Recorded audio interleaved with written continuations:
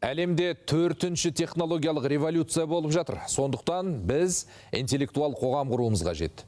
Ол үшін не істемек керек? Жалпыұлттық коалиция мүшелері Ақтөбеде жұмысшылармен кездесіп, жаңа конституция жобасының қоғам үшін маңызын түсіндіріп талқыға салды. Делегация құрамында парламент мәжілісі төрағасының орынбасары Дания Еспаева, депутат Қазыбек Әлшіптер бар. Ашық диалог кезінде коалиция мүшелері соңғы 30 жылда мемлекет түрлі даму жолынан өтіп, қазір тұрмысымызға жаңа ұғымдар еніп, құндылықтардың өзгергенін тілге тиек етті. Ол заман талабы. Ал жаңа өзгерістердің ең басты мақсаты әділетті қоғам құру деді. Мұндай жүздесулер әрі қарай жалғасын табады. Көп туындайтын сұрақ, неге тап қазір бұл конституцияны өзгерту керек дегенде сондай сұрақ туындайды. Оған да қазіргі міне түсіндіру жұмыстарымызды жүргізгенде ең бірінші қазіргі заман өзгерді.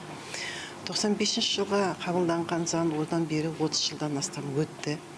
Қазіргі қоғамның талабы да басқа. Ең бірінші құндылық ол әрине адам. Сондықтан білім мен ғылым, мәдениет, технология деген қазіргі кезде болашақта да біздің өзіміздің азаматтарымызды дайындауымыз керек. Себебі біз интеллектуалды қоғам болуымыз керек.